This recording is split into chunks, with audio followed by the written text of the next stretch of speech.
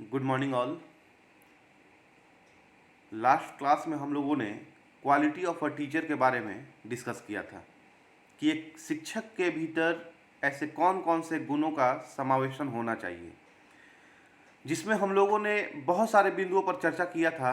जैसे कि शिक्षक जागरूक होना चाहिए, उसके भीतर काम करने की प्रवृत्ति होना चाहिए, उद्देश्यों का स्पष्टीकरण करने वाला हो टीचर, फिर विषय वस्तु की स्पष्टता हो उसके पास, यानी कि कोई भी विषय को पढ़ाए तो स्पष्ट रूप से पढ़ाए जो बच्चों को सरल और आसान भाषा में समझ में आ जाए।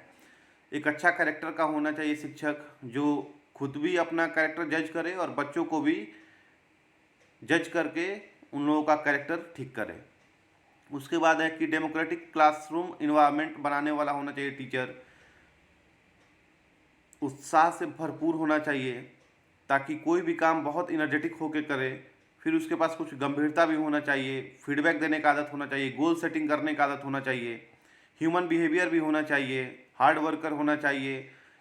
और एक टीचर का ये भी गुण है कि वो सबके लिए समान रूप से उपस्थित हो। फिर अगर हम प्रेरणादायक की बात करें तो शिक्षक को ऐसा होना चाहिए जो छात्रों को प्रेरणा समय समय पे देते रहे, या छात्र जो भी हैं अपने शिक्षक को देख के प्रेरणा ग्रहण करें। फिर है कि रुचि है, न्याय है, नॉलेज है, मोटिवेशन है कि आप कितना मोटिवेट कर पा रहे हैं अपने बच्चों को।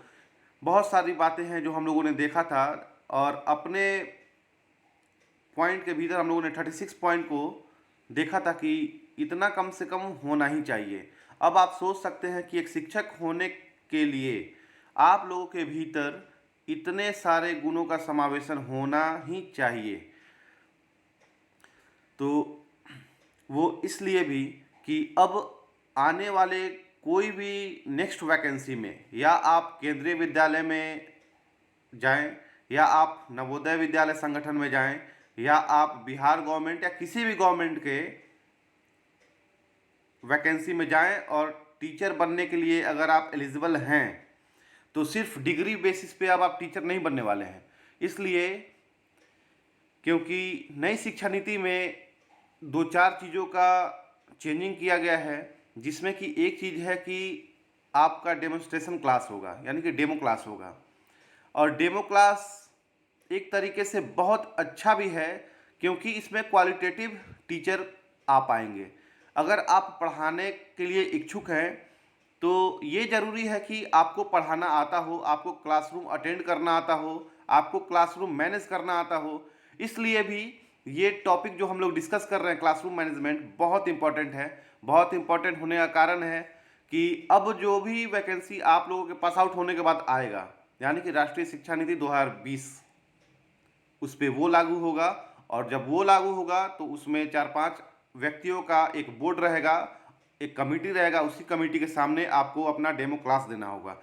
तो आप अभी से ही तैयार हो जाइए कि आप अपने आप को किस स्तर पर देखना चाहते हैं। अब हम लोग आज के क्लास में डिस्कस करेंगे कि आपको कॉलेज से एक माइक्रो टीचिंग का डायरी मिलेगा, और उसके भीतर आपको सारे स्किल्स के बारे में लिखना होगा। उसी में आपको क्लासरूम मैनेजमेंट स्किल के बारे में भी लिखना होगा। और जब आप उस कॉपी को या उस डायरी को खोलेंगे, ओपन करेंगे, तो उसमें आएगा कि कक्षा कक्ष प्रबंधन कौशल के घटक, यानी कि इसके घटकों को लिखना होगा, जिसमें वांछित घटक कुछ होगा और कुछ अवांछित घटक होगा। यानी कि क्लासरूम मैनेजमेंट का जो स्किल है, उसके जो कंपोनेंट है उसकी बात हो रही है, तो उसमें कुछ वांछित होगा और कुछ अवांछित होगा। तो पहले हम लोग देखते हैं कि वांछित घटक कौन कौन से हो सकते हैं। तो पहला है कक्षा कक्ष में डेस्क और कुर्सी की उचित व्यवस्था हो। अगर आप क्लासरूम मैनेजमेंट की बात कर रहे हैं तो सबसे पहले तो यही देखना चाहिए कि आपकी क्लास में डेस्क और कुर्सी, जो भी बच्चों को बैठने की व्यवस्था दी जा रही है, वो उचित ढंग से रखी हुई है कि नहीं। सेकंड है उच्च कक्षाओं के लिए पृथक पृथक फर्नीचर की व्यवस्था। यानी कि हम कह सकते हैं कि जैसे जैसे क्लासरूम का लेवल अप होते जाएगा तो वहाँ पे बच्चों के अलग अलग बैठने की व्यवस्था की जानी चाहिए। थर्ड है सभी छात्रों के साथ समान व्यवहार रखना। एक टीचर होने के नाते आपका ये परम कर्तव्य है और परम दायित्व भी है कि आप सभी छात्रों के साथ एक समान व्यवहार रखें। फोर्थ है कि छात्रों का मैत्रीपूर्ण परस्पर संबंध। छात्रों में मैत्रीपूर्ण यानी कि दोस्ताना संबंध भी होना चाहिए, बहुत ही अच्छे तरीके का संबंध होना चाहिए, जो कि लगे कि हाँ एक ही घर के बच्चे हैं। उसके बाद है फिफ्थ, अनुदेशनात्मक सामग्री का प्रभावशाली प्रयोग। यहाँ पे सामग्री का प्रभावशाली प्रयोग से तात्पर्य है कि आप टीएलएम को कैसे यूज कर पा रहे हैं, कितने प्रभावशाली ढंग से शिक्षण सहायक सामग्री को यूज कर पा रहे हैं कि आपका क्लासरूम बहुत ही आकर्षक हो और रोचक हो। सिक्स्थ है कक्षा स्तर का अनुरूप होना, यानी कि यहाँ पे क्लासरूम की जो साइज की बात की गई है वो क्लासरूम के लेवल के अनुसार होना चाहिए। सेवेंथ है कक्ष में शिक्षण संसाधन का होना। अगर क्लासरूम है तो ये तो जरूरी है कि वहाँ पे ऐसा सारा संसाधन हो जो क्लासरूम कंडक्ट करने में यूज होता हो, वो भौतिक हो, मानवीय हो, जो भी हो, सारा संसाधन उपलब्ध होना अति आवश्यक है। और 8 है अध्यापक का निष्पक्ष एवं सहयोगपूर्ण व्यवहार। क्लासरूम के भीतर एक टीचर का सारे बच्चों के साथ निष्पक्षता से खड़ा होना और सहयोग देने के लिए खड़ा होना हमेशा डिमांड में रहता है। बच्चे भी चाहते हैं कि वो सारे बच्चों के साथ इक्वल बिहेव करें, और सहयोग की अगर हम बात करें तो बच्चे ये भी चाहते हैं कि समय समय पे टीचर हमारा फेवर करें। अब हम आते हैं कि अवांछित घटक, या जिसे हम अवांछित व्यवहार घटक भी कहते हैं, तो इसमें कौन कौन सी बातें होनी चाहिए। इसमें पहला है कि क्लासरूम के भीतर डेस्क और कुर्सी का उचित व्यवस्था में ना होना। सेकंड है कि उच्च कक्षाओं के लिए अलग अलग फर्नीचर का ना होना। थर्ड है सभी छात्रों के साथ समान व्यवहार ना होना। छात्रों का मैत्रीपूर्ण परस्पर संबंध ना होना।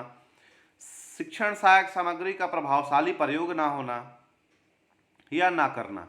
कक्षा स्तर का अनुरूप ना होना। कक्ष में शिक्षण संसाधन का ना होना। अध्यापक का निष्पक्ष एवं सहयोगपूर्ण व्यवहार न करना या ना होना। ये रहा क्लासरूम मैनेजमेंट स्किल का घटक, और इसको आपको अपने माइक्रो टीचिंग के डायरी में नोट करना होगा। एक तरफ वांछित व्यवहार घटक और दूसरे तरफ अवांछित व्यवहार घटक। अब इसके बाद लास्ट पॉइंट पे हम आते हैं, जहाँ पे हम एक पाठ योजना तैयार करेंगे, यानी कि लेसन प्लान क्रिएट करेंगे क्लासरूम मैनेजमेंट स्किल के ऊपर। तो ये जो सामने आपको दिख रहा है ये क्लासरूम मैनेजमेंट का लेसन प्लान का फॉर्मेट है, जहाँ पे एक कोने में आप देख सकते हैं कि दिनांक है। तो सबसे पहले दिनांक, उसके बाद आपको लिखना है कि किस क्लास में आप क्लास लेने वाले हैं। बीच में सेंटर में लिखना है आपको कि विषय क्या पढ़ाना है, जैसे सामाजिक विज्ञान। अब सामाजिक विज्ञान में आपको कौन सा विषय पढ़ाना है, तो वो सिविक्स हो सकता है, हिस्ट्री हो सकता है, जियोग्राफी हो सकता है, इकोनॉमिक्स होता है, कुछ भी हो सकता है। उसके बाद है कि अब उस इतिहास के भीतर आपका प्रकरण क्या है, यानी कि टॉपिक क्या है, क्या पढ़ाने वाले हैं आप, तो वो है ब्रिटिश शासन एवं शिक्षा। उसके बाद साइड में है कि कालांश, यानी कि किस घंटे में आप पढ़ाने वाले हैं, कितने मिनट के लिए या कितने घंटे के लिए पढ़ाने वाले हैं, और शिक्षण। उसके बाद नीचे जब हम आएंगे तो फॉर्मेट में ऐड करेंगे कि क्रम संख्या। उसके बाद सेकंड में छात्र अध्यापक या छात्र अध्यापिका क्रियाएं। अगर आप बॉयज़ हैं तो छात्र अध्यापक, अगर आप गर्ल्स हैं तो छात्र अध्यापिका। उसके बाद है कि छात्र क्रियाएं। उसके बाद है सहायक सामग्री। अब हम पहला क्वेश्चन पुटअप करेंगे कि क्लासरूम में इंटर करते हुए टीचर सबसे पहले क्या देखेगा कि कक्ष में प्रवेश के साथ कक्षा को सुव्यवस्थित करते हुए शिक्षक पूछेगा कि बच्चों ये कौन सी भाषा का अक्षर है, जहाँ पे सभी छात्र ध्यानपूर्वक सुन रहे होंगे तथा यथास्थान बैठे हैं। तो बच्चे इसका जवाब देंगे कि सर अंग्रेजी। तो आपको फीडबैक देना है, या पुनर्बलन जिसे कहते हैं वो कर सकते हैं कि बहुत अच्छा।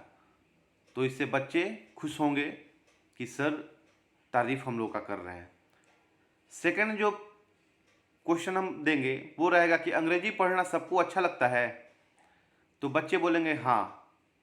जब बच्चे हाँ बोलेंगे तो फिर आप बोलेंगे गुड, या वेरी गुड, अपने हिसाब से जो भी उस इन्वायरमेंट का डिज़ायर होगा वो आप अपने हिसाब से मेंटेन कीजिएगा। उसके बाद थर्ड क्वेश्चन जो लेंगे हम कि अंग्रेजी की शिक्षा भारत में किन के द्वारा आई।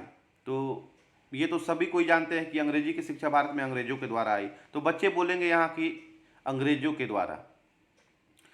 तो आप चूंकि सारे बच्चे इकट्ठे बोलेंगे तो क्लासरूम को भी शांतिपूर्ण वातावरण में रखना है और अपना काम भी करना है। तो आप एक बार बोल देंगे कि सभी एक साथ ना बोलें, जिसको पता है वो अपना हाथ ऊपर करे, जैसे हम लोग बोलते हैं ना कि रेज योर हैंड, उस टाइप से।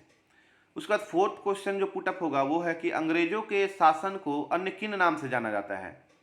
तो बच्चे बता देंगे कि सर ब्रिटिश शासन के नाम से जाना जाता है अंग्रेजों के शासनकाल को। एंड लास्ट क्वेश्चन जो हम देंगे वो रहेगा कि ब्रिटिश शासन तथा अंग्रेजी शिक्षा के इतिहास के बारे में बताओ।